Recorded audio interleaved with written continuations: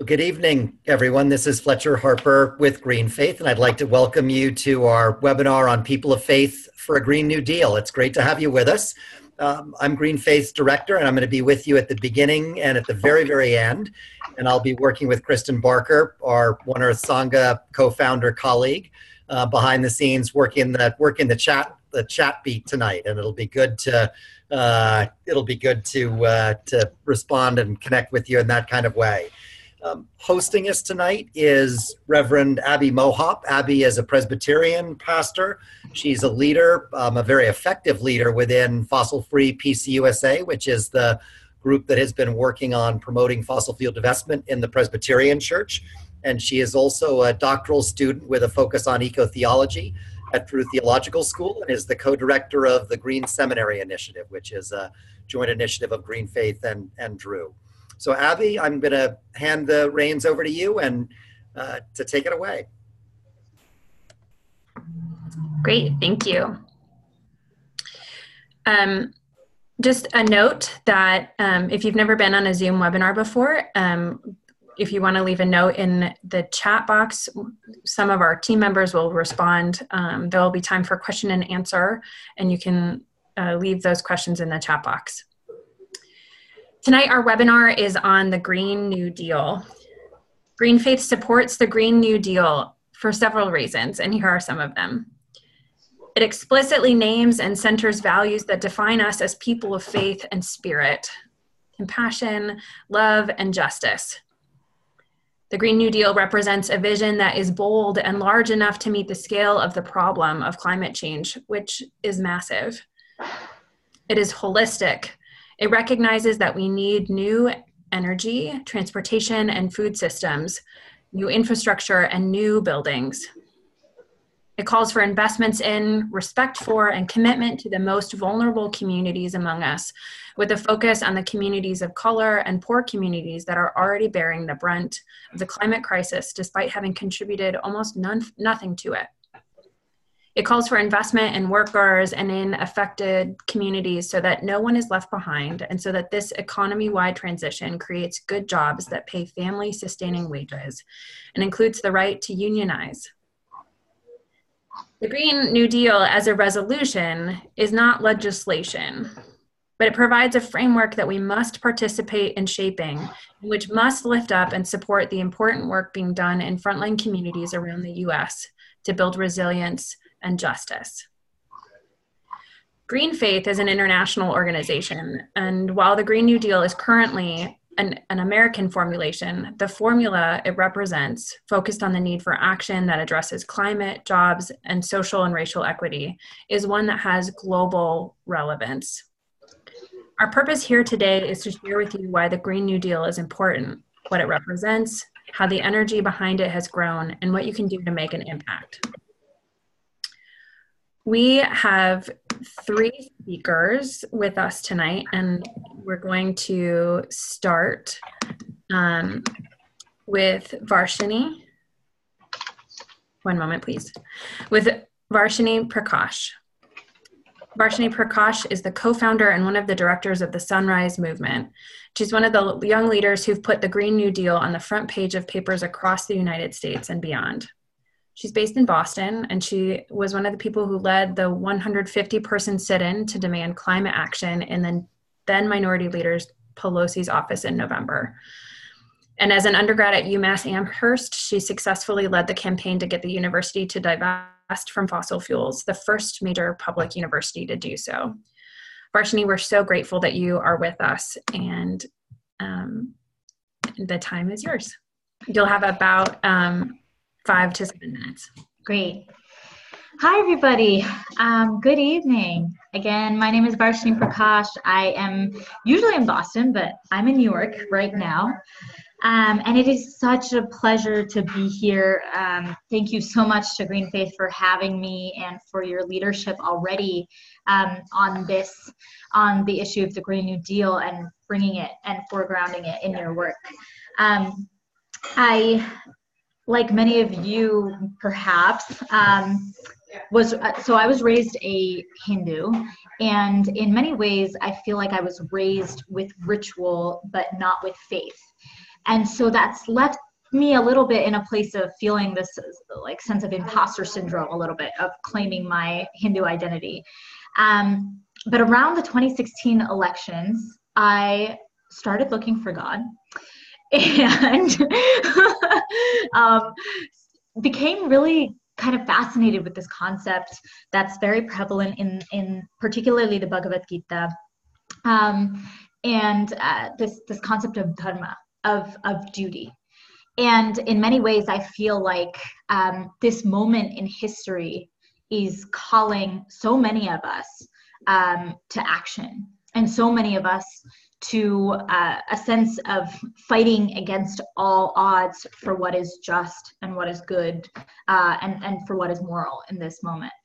So a lot of that is what whether I knew it at that moment or not, is what led me to co-found and start Sunrise a few years ago. We launched in July of 2017 with just 6 young people from the age of from under 26 years old, to start this movement whose main priority was to ensure that for the first time in our nation's history, we could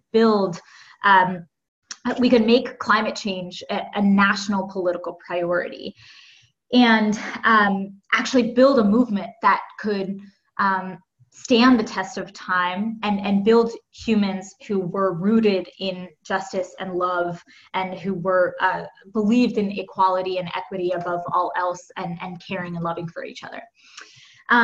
So over the last few years, we have done a lot of work to get towards this goal. We did everything from working to get fossil fuel money out of our political system, to electing climate champions to office, people like Ocasio-Cortez and Rashida Tlaib and Ilhan Omar, who are courageous in the face of a status quo that is unrelenting in many ways. And we also, over the last 5 months, have been working tirelessly to make sure that the Green New Deal, that we can build the political will and the public consensus for the real solutions to the climate crisis at scale, like the Green New Deal. So the story of the Green New Deal kind of originates in a few places. First and foremost, we were watching these 2 trends in our politics. We were seeing how on one side, the Republican Party, the GOP, had sort of really embraced, because of 40 years of receiving campaign contributions and of deliberate misinformation campaigns from the oil and gas industry, had fully embraced this an ethos of climate denialism, and had stymied progress for the last 40 years. And then on the other side, we saw the Democratic Party, the sort of this party that was resting on its "I believe in climate science" laurels, that was limiting its understanding, that was saying that it believed the science, that it understood that we need to do something to take action, but wasn't acting with the urgency and haste that so many young people like me experience every single day, and that people around the world, communities of color and frontline communities, are bearing the brunt of a warming world even as we speak. So in the fall of 2018, which many of you know about, we staged this protest as soon as the Democrats got back control of the House of Representatives, to say that climate change must be a top issue in the 116th Congress, and really setting the terms of the debate around the solutions to the crisis that were commensurate to the scale of the problem. And so fast forward today, I'm not going to go too much into everything that's happened over the last 5 months, but our movement absolutely exploded. Within 48 hours of that first action, we saw 5,000 articles written about a Green New Deal. We've seen every single major presidential candidate on the Democratic side, almost every major presidential candidate on the Democratic side, fully embrace the Green New Deal in many ways, and several others supporting the name but need to get pushed on particular aspects of it. We've seen it go from being this relatively niche policy priority or policy agenda to being the #1 most popular policy amongst Democratic caucus goers in Iowa. So we're really seeing that the future of the Democratic Party is in big, bold ideas like the Green New Deal that root us back in establishing a social contract in America, to establish a rights-based framework for how we exist and thrive in society, to ensure that people have clean air and clean water, a safe home, a livable future, and that those are guaranteed things in one of the wealthiest and most powerful countries in the world. So and in that time as well, on the organizing side, we have exploded from just 15 local chapters to almost 200 local Sunrise chapters. We've seen thousands of people take action, whether it's visiting their local congresspeople or writing letters to the editor or sending tweets and making phone calls and showing up to protests and a number of different things to really add fuel and legs to this national debate that's ongoing about what we're going to do about the greatest existential threat facing human civilization as we know it.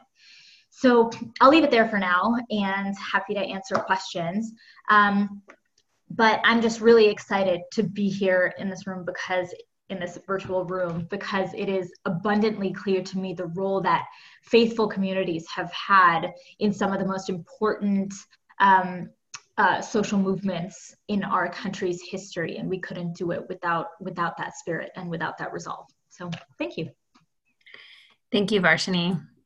And again, we'll have questions and answer time at the end of each of the panelists speaking. So thank you.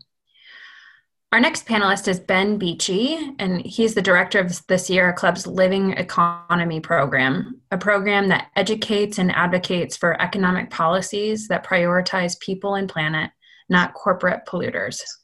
Ben has said, quote, status quo economic policies pad the pockets of CEOs while exposing communities of color, immigrants, and working class families to toxic pollutions, climate disasters, and low wages.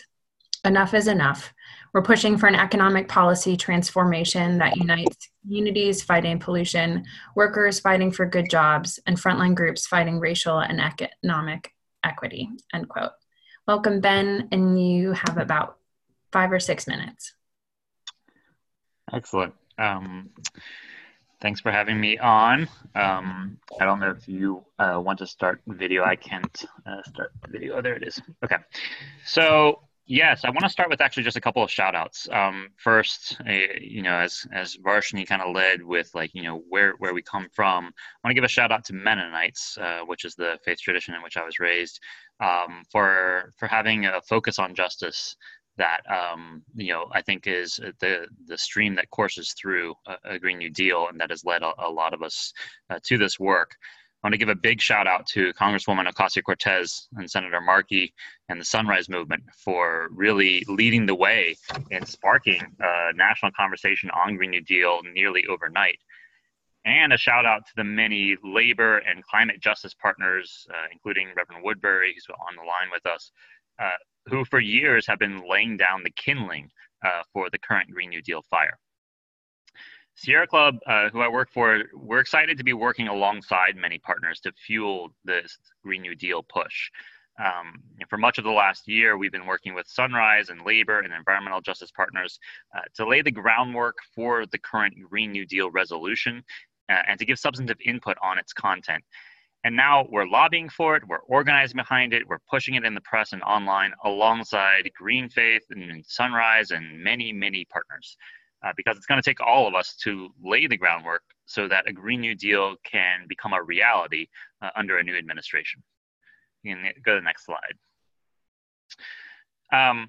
So I want to just reinforce at the outset the opportunity presented by a Green New Deal. It's, in short, a bold plan to help us transition from an economy of low wages, pollution, and systemic injustice to one powered by good, high-paying jobs and 100% clean energy for all. It's an invitation to name solutions that match the scale of our problems. We see the Green New Deal as essentially a big economic stimulus with 3 essential pillars. First, tackling the climate crisis and toxic pollution. Second, creating good, high-paying jobs. And third, fighting racial, economic, and gender inequity. Now, as I imagine Reverend Woodberry is going to go into further, the climate crisis and the crisis of inequity are really joined at the hip. We've seen clearly that the climate crisis magnifies systemic injustices, as many of the same working class families and communities of color who already have to grapple with low wages and toxic pollution are now getting hit hardest by climate-related storms, wildfires, and flooding. We cannot fully tackle climate change or inequity without addressing the other.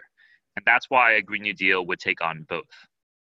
And it would do so while creating millions of high-paying jobs. The Green New Deal is a loud retort to the politicians who try to divide us by telling us we have to choose between jobs or the environment.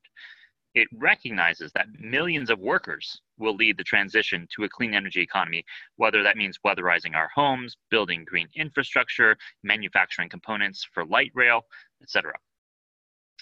Next slide, please. There's a wide swath of policies that could achieve all three of these essential Green New Deal pillars at the same time. For example, a Green New Deal could revitalize our infrastructure, retrofit our buildings, revive clean manufacturing, and restore our ecosystems. And these are policy ideas that are grounded in actual reality. They're not hypothetical. Many of these policy ideas build on ideas that frontline communities have been pushing for years at the local and state level. In fact, as Donald Trump desperately tries to divide us, unions, environmental groups, and racial justice organizations have been joining forces to score Green New Deal style policy wins in the shadow of the Trump administration. And these local policy wins offer models and momentum for a national Green New Deal. As we build out the policy content of a Green New Deal, it's really critical that we listen to these local coalitions and the priorities and ideas that frontline communities continue to bring forward, because building a more equitable, inclusive economy requires an equitable and inclusive process. For now, I'm just going to name a few potential Green New Deal projects that build on local policy pushes. Next slide. One of these is infrastructure renewal. A bold plan to renew public infrastructure could be a big down payment toward Green New Deal goals. We have a major opportunity to repair, upgrade, and expand our country's neglected infrastructure to create good jobs, ensure clean air and water, and support community-led efforts to prevent climate disasters. I'm going to give you some concrete examples. Making public transit clean and affordable, particularly for low-income families, by expanding light rail or clean bus transit. Building a smart electric grid for cleaner, cheaper, and more reliable energy. Replacing lead pipes to ensure clean water for the 3,000 communities across the United States where lead poisoning levels are more than twice as severe as in Flint, Michigan. Creating green spaces to help communities on the front lines of climate change reduce climate impacts like flooding, which is already happening, pushed by local coalitions from Los Angeles to Pittsburgh. Next slide. Weatherization. We have a real opportunity, one slide back, thank you. A Green New Deal plan could save energy by retrofitting buildings across the country. This could create hundreds of thousands of good jobs while slashing energy bills for working class families and reducing climate pollution at the same time. And again, it's not hypothetical. It's already being done in states like Illinois, which is currently weatherizing homes and offices across the state with priority access for low-income families, thanks to a new law that was pushed into place by a cross-section of labor, climate, and environmental justice organizations. Next slide. We have another real opportunity before us with the Green New Deal is clean manufacturing.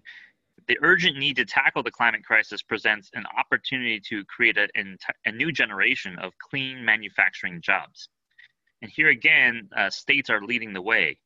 In California, a new Buy Clean law has been won by labor and environmental groups, and it will ensure that when the government buys steel for bridges or glass for offices, it's sending tax dollars to the manufacturers that are actively working to slash climate pollution and create good jobs. And beyond California, there are 7 states that are already have policies to encourage local manufacturing of wind turbines and solar panels. By scaling up such policies in a national Green New Deal, we can bring wages up and pollution down. Next slide. And the last idea I'm just going to mention is green brigades. We could employ hundreds of thousands of people to restore our natural resources. This could be like a revamp of the original New Deal's Civilian Conservation Corps. But while the Civilian Conservation Corps in the original New Deal disproportionately benefited white men, this program would prioritize communities on the front lines of climate change. Teams of local workers, for example, in the Gulf Coast could be trained to restore the wetlands that protect their own communities from hurricanes. Workers in Western states could be hired to help shield houses from increasing forest fires. Workers across the country could plant trees to trap more climate pollution. These are just a few ideas for a Green New Deal to tackle the climate crisis, create good jobs, and fight inequity. And we're excited to keep working with a broad array of allies, including many of you, frontline communities, members of Congress, to keep building out the content and momentum for this bold plan to tackle the twin crises of climate change and inequity at the speed and scale that both justice and science demand. Thanks. Thank you, Ben. Just a reminder that as we continue in this webinar, if you have any questions or comments, please do put those in the chat box, and we will try to answer as many as we can in the time that we have. Our final panelist is Reverend Leo Woodberry. He is a GreenFaith board member, a pastor, and an activist from Florence, South Carolina, who has addressed issues of environmental racism and climate justice since the 1990s, when he helped organize community members around mercury contamination in fish and waterways from pollution from coal burning power plants, an issue in his county where fish are subsistence food for low-income citizens. He has helped lead a coalition that prevented the construction of the PD coal plant, arguing that it would bring pollution and negative health impacts to the community while failing to deliver promised economic benefits and jobs. Reverend Woodberry is nationally recognized as an environmental justice leader. Thank you for joining us, Reverend Woodberry, and you have about 5 or 6 minutes to share. Thank you. Well, thank you very much, and thank you to everyone on the call, to the Sunrise Movement, particularly to GreenFaith, which put this webinar together. I'll start off by saying that as a faith leader, the whole situation of climate is a moral and spiritual imperative.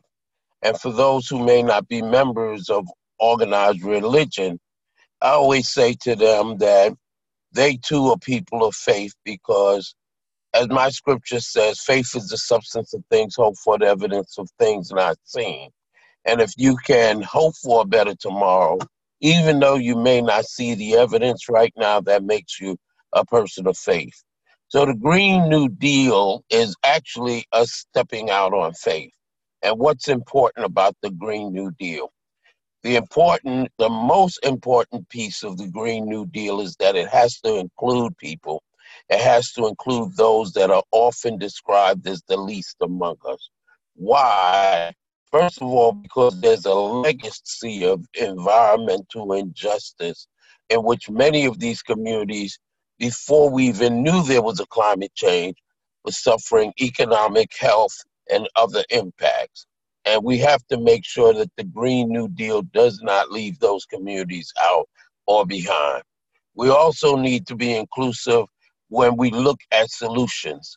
A lot of the solutions that we're looking at are sexy and they're macro, looking at infrastructure, replacing pipes and plumbing, but a lot of those solutions are also micro solutions. So right now, I literally just left a Marion County Council meeting. And that meeting is addressing the issue of the 325 people in the county impacted by Hurricane Florence who have received notices to elevate their homes without any funding or any assistance from the federal, state, or local government, and are being told that if they don't elevate their homes, they will be fined.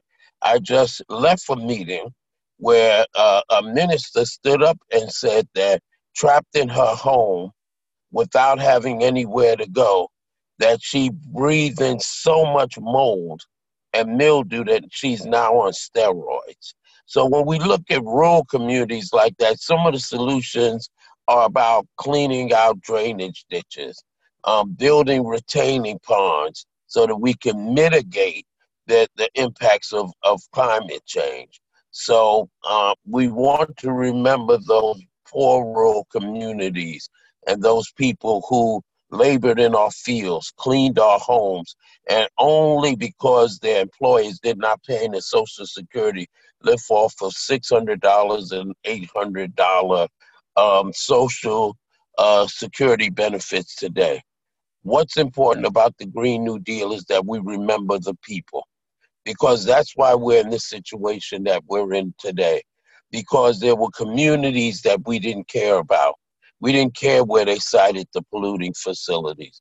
We forgot that the air, that the wind blows and that waters flow, and that the cumulative effect would not just be communities, but impacting all of us by climate change. And so we ask that the faith community weigh in heavily. We ask that the Sunrise Movement, AOC, everyone involved in crafting the bones and putting on the flesh of the Green New Deal realize that faith communities have to be involved in this process. Because when the hurricanes come, when the floods come, it's oftentimes those organized faith communities who are able to tell the first responders that Auntie May is in that house by herself and she's an amputee. So as we look towards the future, I am really encouraged. I applaud our young people. I love passing on the torch and the banner for tomorrow. But we know that the world that we live in is already suffering impacts. And I encourage folks to, while we are pushing for policy changes and awesome changes to our democratic system and our economy, as the Green New Deal will do, that we also recall that we have to build out our communities. We have to empower our communities, because only when we are moving on the local level will we be able to attain true energy democracy and really be able to have people who are free to live full and healthy lives. And so that's my call. That's my charge. That's the clarion call that we have today, because we do not have 12 years. We do not have 12 months, because we're 6 months away from the next hurricane season. And only by being united, only by being motivated by faith, only by realizing that we hope for a better world, even though we may not see the evidence in the halls of our Congress, if we push on, if we move on with faith, as others have done in the past, we can and we shall win. Thank you very much. Thank you, Reverend Woodberry. Thank you. We're going to spend the next 5 minutes responding to some of the questions in the chat box. I encourage you to add other questions that you may have into the chat box, because there will be another time in our time together to respond to questions. So how this will work is that I'll give a question and offer it to one or several of the panelists, and then we'll have a total of 5 minutes to respond to at least one question. So one moment, please.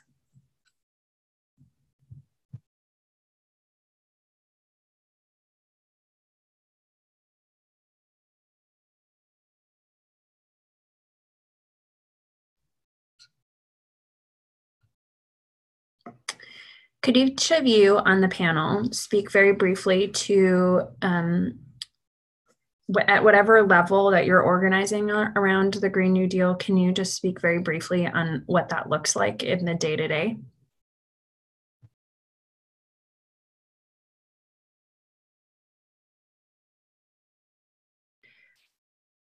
Ben, do you want to go first? Sure. Tempted just to give you my schedule for the day. So, I mean, the day-to-day, it involves, I'll just take it like kind of plank of work by plank of work. So there's a lot of work that goes into clearly, providing opportunities for folks across the country to weigh in and to call on their members of Congress to push for a Green New Deal. So Sunrise and Sierra Club and many different partners in February, for example, threw down in a big national mobilization. We invited our grassroots base in Sierra Club to contact their member of Congress. About 80,000 people took action in a span of a week, saying we need more our members of Congress to support a Green New Deal. And so that involved just like simple things like calling your senator. About 8,000 people called their senator in about a day. A number of people also met with their senators and members of Congress in district meetings. And then coming up, looking forward, I'll let Varshini talk to Sunrise's plans, but we're tag teaming with Sunrise again in town halls and other ways where you can go actually in your own community and in addition to pressing your member of Congress to support the resolution, name your own ideas for what a Green New Deal should look like. And so we're looking to do more of those even beyond this next push of town halls and doing listening tours, for example, in different parts of the country. So again, we can hear directly from particularly frontline communities, workers and others on what priorities they would have for a Green New Deal. So there's a lot of organizing work that goes into ginning all that up. Then we also have, parts of our organization will then directly talk to people on the Hill and urge them to sponsor the current resolution. We're likely to see more Green New Deal style bills coming out, so there's influence that we do on that. And then in the press, just like, continuing to keep up the press momentum. So contacting the journalists, pitching stories, co-writing op-eds with other partners. These are all critical elements that go into the day-to-day. Varshini, can I ask you a different question, actually? Sure. Can you speak to the meaning of the Senate vote that happened earlier this week? Yeah, sure. That was fun, wasn't it? So essentially and I saw the question about that Hill article that said, the headline was like Dems back away from Green New Deal or something to that effect. So thank you for the question. Basically what happened earlier this week is that Mitch McConnell saw an opportunity, or he thought he saw an opportunity, to use the Green New Deal resolution that Senator Markey put forward in the Senate to essentially work to fracture Democrats and force them to vote on something that there wasn't complete alignment around the policy details, because there aren't policy details. And what we saw was that this actually backfired against him.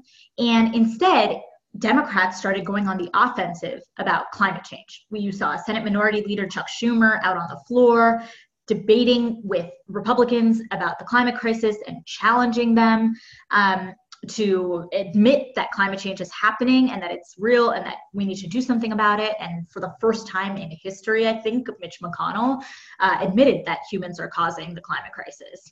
We also saw massive action from thousands of young people over the last few weeks to essentially call out the Republican Party and also push Democrats to stay aligned around the Green New Deal resolution. And what we saw on Tuesday was that in response to this mockery of a vote, essentially, that Mitch McConnell was putting forward, Democrats in protest voted present. So they just sort of said, we understand this vote has been called not in good faith, and we're not going to participate in it, and we're not going to be seen as being fractured in that moment. And so instead, what's actually happening, that article is a little bit misleading, because if you actually look at the substance of the article, what it says is that all of these Congress people are excited about doing something about the climate crisis and are working to take pieces of this Green New Deal resolution that's really just like a high water mark, a statement of principles, a vision statement for the blueprint that we need to solve the climate crisis. And they're going to take those principles and turn them into policy. And so you have different people working on different sections of it. Some people want to go out and figure out the smart grid portion of it. Some people want to go out and figure out how do we retrofit every building in America and decrease energy costs for consumers and make our buildings more energy efficient and emit less greenhouse gases. How do we, what's the racial justice component of all of this? How are we thinking about that? So different people want to take different pieces of it and write legislation over the next year. So in effect, really what the vote did this past week is put climate change into the national agenda and actually force Republicans on the defensive and support Democrats to go on the offensive about climate change and move it even further into being a central pillar on the road to the 2020 elections. Thanks, Varshini. Reverend Woodberry, would you be willing to say a word or two about working with labor unions and doing some of the intersectional work around environmental racism? And Ben, I may have you jump in just after that. I'm a little bit mindful of time. Okay, absolutely. As a former labor organizer with Communication Workers of America, and when I worked at AT&T, I understand the importance of working with labor, and also that environmental racism is the root cause of all of the problems that we have around the world with climate change. And because in America, people of color are viewed as the minority, oftentimes we want to tack on the end of whatever plans we have, diversity, equity, and inclusion, when in fact the majority of the people on this planet are people of color and poor and low income people. And if we don't start with that foundation, we're not going to get a whole lot done. Also, when it comes to training, we have to make sure that the training is community in place training, and that it's also training that will take place with labor unions, etc. What we saw with President Obama's stimulus package for weatherization is that most of the money went to the places with the largest carbon footprint, and communities were left out. We have to be very careful and cognizant of the fact that whatever legislation that passes will have money attached to it. And when that happens, we're going to have the usual suspects bellying up the Congress like hogs to a trough, trying to get funding for themselves. And we have to be careful because, and I'll close with this, when I testified last month at the House Committee on Energy and Commerce, there were 21 Congress people there. Every one of them agreed that legislation needed to be passed, but a lot of them were choosing solutions that were greenwashing, that were false solutions, that were not going to solve problems and not address issues of people of color in low-income communities. So I caution us to be very careful and to make sure that the very backbone of the Green New Deal is inclusive of people, inclusive of communities, inclusive of people of color, because otherwise we run the risk of having business as usual in America. Thank you, Reverend Woodberry. Ben, can you just say a short thing, and then we're going to move into action steps? Yeah, short. I mean, so on the question of labor, you'll see that like a number of local unions came out in favor of the Green New Deal right out of the hatch. You have SEIU, 32BJ, 1199, two of their largest locals. You also have other like non-union but labor organizations like the National Domestic Workers Alliance coming out in support of it, and even those unions who at this point are not publicly and formally endorsing Green New Deal. A lot of them have been engaging behind the scenes, and as we see more of those bills that Varshini alluded to, like the retrofit every building bill or the clean manufacturing bill, I think we can expect that labor will continue to engage to shape the content of those in tight conversation with an environmental justice and climate partners. Thanks, Ben. Now I would like to introduce my friend and colleague, Nana Firman, who is GreenFaith's Muslim Outreach Director. And she's going to tell us about some of the things that we can do to support the Green New Deal as people of faith. Thank you, Abby. So as mentioned earlier by the panelists, we have seen more and more disasters happening around the world. They are more severe, intense, and frequent. Several years ago, I worked with devastated disaster communities in my home country, Indonesia. So I can only imagine the devastation of recent cyclone Idai affecting the people of Mozambique, Tanzania, and Malawi. But also as the bomb cyclone happening here in the US, which has flooded Nebraska, Iowa, and Missouri. This situation we face is urgent. And the Green New Deal is aligned with our faith values. It's urgent, bold, and holistic, which can facilitate major investment in frontline communities and their leadership, and in workers and good jobs. We have done the talks. Now it's time for us to take real actions. And we're inviting our faith colleagues and partners to take 3 action steps. We'll do polling while I explain in a second. So first, we believe that religious, spiritual, and moral voices are vital parts of public dialogue. We need to build this momentum. With that, we invite all of you to write a letter to editor and let your neighbors know that people of faith support the Green New Deal. GreenFaith will provide templates of sample language to the letter. So you can cut and paste as you wish. And in a second, we'll see the link on the chat box for that sample. And our online tools also will enable us and you to enter your zip code, where you can find all your local newspapers to submit your letters to the papers in your zip code zone about where your letters will be published. So our first step is, will you write a letter to editor to your local papers? So please take your polling now. Take your time, and I hope you will choose yes. I will choose yes. So please take your time to choose this, this first action step. Will you write a letter to editor to your local newspaper?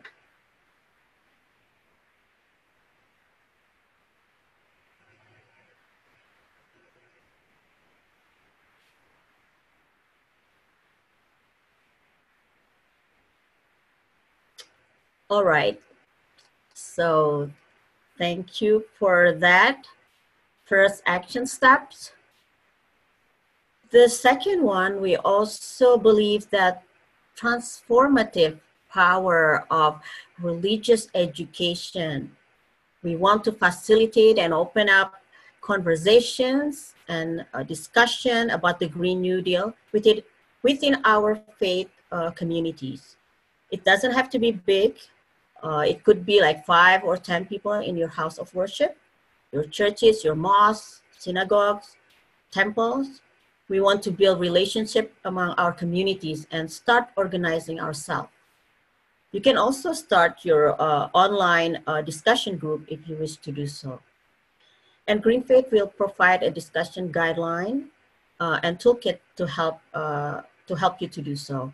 So the link to that will be on the chat box as we speak about that. So the second step of action is, will you start or facilitate a conversation in your house of worship or online? Think for a moment about how these conversations could get the ball rolling. Please take your time and click your choice in the polling.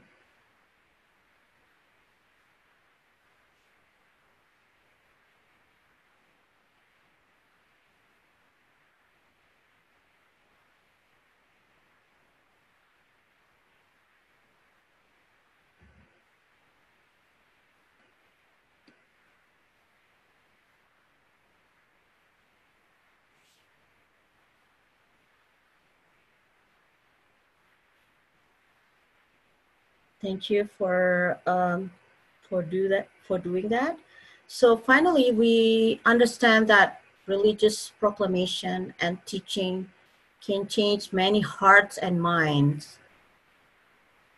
Thus, we invite the faith leaders among you to deliver a sermon, a khutbah, a divar Torah, or a Dharma talk about the Green New Deal. And GreenFaith will provide the talking points for that sermon and a collection of sacred writings from various faith teachings. And we will see the link in a second. So for those of you who are our faith leaders that following this webinar, will you do the sermon in your house of worship? We'll see the polling in a second. And remember that we are here to help out, and GreenFaith provide, as I mentioned, the talking points and also the collection of sacred writings from various faith teachings. So please go ahead and click the polling now.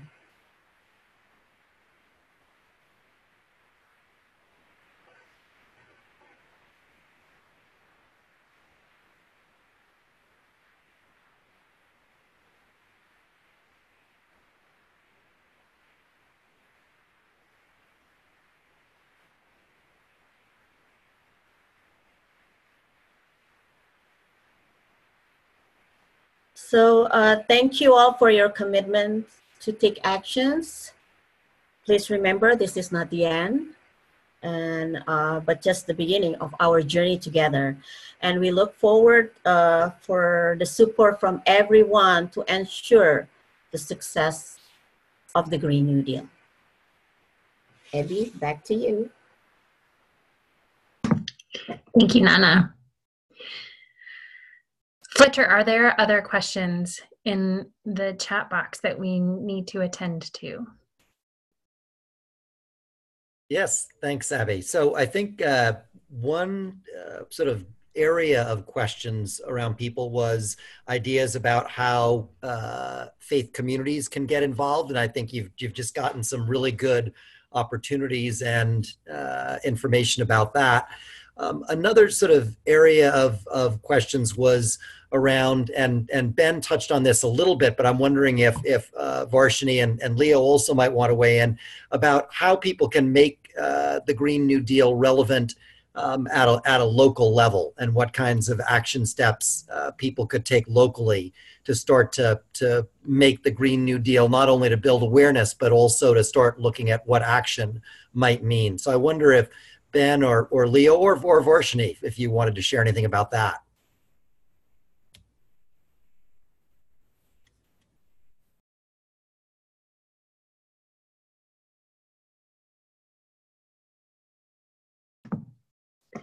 Varshini, would you like to share? Yeah, I'm so sorry. For some reason, my it cut out for me halfway through your question. Could you just ask that one more time? Yep, for sure. How can people take action locally around supporting the Green New Deal?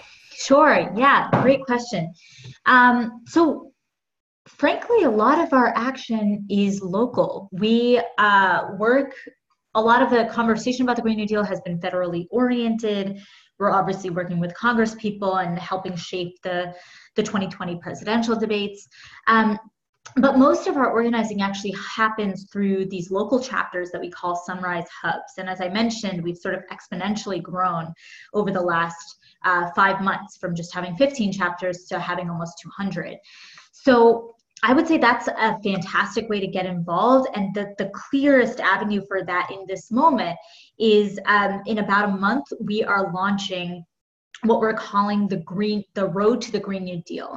So it's a Green New Deal tour where we are bringing the Green New Deal to the 60% of Americans who haven't heard about it yet. We're bringing politicians, we're bringing artists, we're bringing movement leaders. We're going to Texas, to New Orleans, to Louisiana, to Kentucky, to Michigan, to California, and every place in between. And you can find out more about this tour and also how to get involved in a local hub at sunrisemovement.org. And that's one of the best ways, if you haven't joined our email list yet, that's one of the best ways to just be kept abreast of everything that's ongoing. And it's going to be an incredible, I think it's just going to be an incredible series of events. We're hoping to fill up auditoriums with hundreds, perhaps even thousands of people in some of these places. To have real discussions about climate impacts from storytellers and people on the ground, connecting that to this broader fight, connecting it to our history and the ambitious socioeconomic transformations we've done in the past. And so I encourage everybody to check out our website, sunrisemovement.org, and navigate to where we have our hubs and also about the Green New Deal tour. I can add a little bit on that, and just three things that occur to me. One is, what Varshini said of, in addition to those, going to those big flagship events like town halls in your community, which we'll be driving our base to as well, saying it's an opportunity to learn more about the Green New Deal, but it's also an opportunity to voice what you would like to see in a Green New Deal, since again, this is going to be a process that involves everyone. And so participating actively in those town halls is something that everyone can do. A second is that we have, at the federal level, we do have this existing Ocasio-Cortez marquee resolution. It's already got over 100 members of Congress supporting it. And if your member of Congress is not one of them, calling your member of Congress and urging them to co-sponsor the resolution can continue to build momentum for this in Congress. But it goes beyond that. There will be likely in the next several months more and more Green New Deal bills as senators and members of Congress cleave off different pieces of the Green New Deal and then flesh it out in their own bill, like the buildings bill, the clean manufacturing bill, et cetera. And so those will be opportunities as well to engage federally. And lastly, I'll just say we've been tracking state and local Green New Deal resolutions and bills, and that actually call themselves Green New Deal, and there are at least 19 that we're aware of across the country. And that number is going up like almost every week. So I would say, just by being involved locally with your unions, your climate organizations, Sierra Club chapters, Sunrise's chapters, and environmental and racial justice groups, it may have already been working on a local resolution saying, here's what a Green New Deal should look like for Pennsylvania. Here's what a Green New Deal should look like for Iowa. And those are important because I think we want this to be a bottom-up process where the content of a Green New Deal is being spelled out by principally frontline communities and workers and folks across the country, as they've been naming these ideas for years, really. So those are three ways of participating in town halls locally as soon as April, contacting your member of Congress about the federal initiatives, and then getting involved in your own state efforts to push a Green New Deal at the state level. Thanks, Ben. I think we have time for one more question. So Fletcher, is there a particular question that we want to pose to Varshini and Ben? Yes. So how to deal with misinformation. So that's the quick version of the question, but I think an accurate summary. So, or the pushback, it costs too much, it's crazy, it's, all the kinds of things. Varshini and Ben, I'm sure you've never heard any of those kinds of questions. So. Yeah, never seen any wild images of someone on the Senate floor holding up a picture of Ronald Reagan on a unicorn or whatever the hell it was on. It's been a wild ride, folks. I didn't think it would be this crazy, but it is. It's a great question. I think for us, a lot of it has been, part of it is just getting out and talking to people and organizing in communities where people aren't quite sold on the idea of a Green New Deal yet. So that's why we're not just, focusing our organizing in some of these like coastal liberal strongholds, but actually going out into red states and purple states where people might be hearing more from Fox News about the Green New Deal than they are from MSNBC and CNN, because they have, Fox News has been covering it pretty much 24/7, and the other outlets haven't been. But I think there's really an importance I think many things can happen. Like majority of Americans actually support the Green New Deal when they hear it broken down, when they understand that it's about investing in renewable energy and sustainable agriculture, and they understand that it's about creating good jobs and eliminating poverty. And all of these things are wildly popular concepts in American life, but they're just hearing from the wrong people. And so I think actually we can all play a huge part in combating this. I love the next step. I love the next step section because it was about like gathering your people and making sure that we understand what it is, and that we're teaching and learning from each other.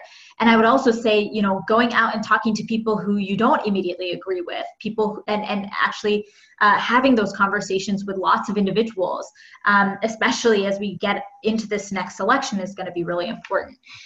So a big role of what we're doing is communicating with people and educating people about what the Green New Deal is, because when they hear about it, they support it in overwhelming majorities. The other thing is just like consistently combating the mockery, the ridiculousness, the unseriousness with which the other side is taking this issue, combating that with a moral urgency and a moral imperative that we have to do this to save people's lives, that people are dying right now. I'm sure many of you have seen the video of Representative Ocasio-Cortez in the markup meeting yesterday, where she so eloquently put it. People are dying. And so I think the more that we can hear from voices like yours on this issue to claim this mantle of moral leadership and to show how unethical it is to fail to take action in this moment, the better we'll be set up to win over public support from people who might be skeptical in this moment. Yeah, I think that was so spot on. And the main things I would add is I think it's really telling that the opposition to the Green New Deal is resorting to arguments about hamburgers and airplanes and socialism to try to combat what amounts to an array of serious proposals to address very serious problems. And you know, they're cooking up basically talking points from the McCarthy era to try to take this down. And I think one of the ways, in addition to what Varshini just said about claiming the moral high ground, is pointing to really tangible examples that are already working again in a lot of local communities that simultaneously tackle the climate crisis and create good jobs and economic security with priority access for frontline communities. Every time that they come at us talking about taking away hamburgers, we come back and talk about sustainable agriculture. We talk about what would happen if the government would actually throw down resources to support family farmers to ensure healthy soils that capture carbon pollution and actually boost their own economic security as farmers and make them more resilient in the face of increased flooding that's happening with climate change. Like, we're talking real stuff here. We're not talking about hamburger talking points. So I think pointing at the tangible progress that we already see in the shadow of the Trump administration that is paving the way towards a Green New Deal is another way to say that the ones who are preaching fanciful ideas here is the opposition, not those of us pushing for serious solutions. Thanks, Varshini and Ben. Kristen, I wonder if you'd be willing to share with us the results of the poll before we have, So on the first question, 88% of folks said that on our call said that they would spend time to write a letter to the editor. That's great. Thank you for signing up to do that. And for the second question, 84% of you said that you would build community by facilitating a conversation or starting a discussion group. That's great. Thank you so much for jumping in on that action step. And the last action step, as a faith leader, delivering a sermon or any other talk with your faith community about the Green New Deal, 54% of you agreed to do that. Thank you. That's incredible. Those are incredible numbers. Super numbers, and we'll give you support for that third one so we can get that up in the 80% range too. Yeah. Thanks, Kristen. So, Fletcher, would you close our time together, please? Yeah, absolutely. So First of all, thanks so much to Reverend Woodberry, who lost the signal and had to go. But it's always a privilege to listen to Reverend Woodberry. Thanks to Ben for putting meat on the bones in terms of what the legislation needs to look like, helping us start to think about about what this means in a specific kind of way. And thanks so much to Varshini for the spirit, for the energy, for being with us. It's really a privilege for us to have the chance to be together. And for us here at GreenFaith, this is just the beginning. As Nana was laying out, we've got a lot of action steps. We're going to be equipping you to do that. We think that it is absolutely go time for faith groups on this, and that there needs to be, more and more faith groups are ready to move into action than ever before. And now is the opportunity to do it. We're at a moment of absolute urgency. There is zero time to waste, and we're totally throwing down at GreenFaith around building a multi-faith movement, supporting the growth of multi-faith action hubs on this locally. Varshini, I hope we can get connected around the tour so we can get strong faith turnout at all of those events and really make this work. And I'm going to close by saying that we've heard a couple of the critics say that the Green New Deal is impossible. And when we people of faith hear that something is impossible, we just smile and get to work. So we're ready, and we're very grateful. Thanks again to Leo and Varshini and Ben, and have a great, and thanks to Nana, to Abby, to Kristen, to Caroline Murray, who helped out so much on the back end. Great to be with everybody, and we'll look forward to seeing you again soon. So take care. Thank you for having us. Yep, good deal. Take care, everybody. Good night.